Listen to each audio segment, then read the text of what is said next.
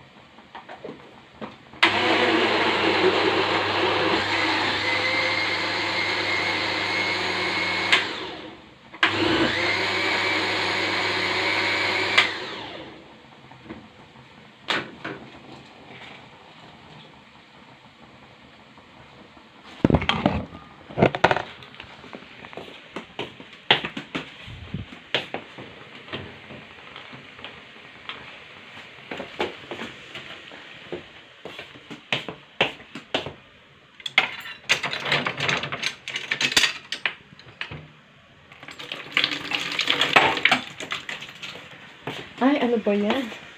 Naka-on pala. Ayan na po ang ating juice. Para mag-mix siya. Kasi yung pangalawang, ayan o, napakasarap niyan. Juice, napaka-healthy.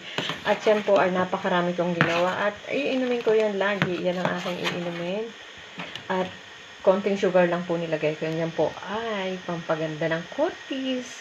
At marami siyang antioxidant sa ating katawan. Siyempre, lalakas ang ating immune system dyan. Kaya mag-strawberry na po.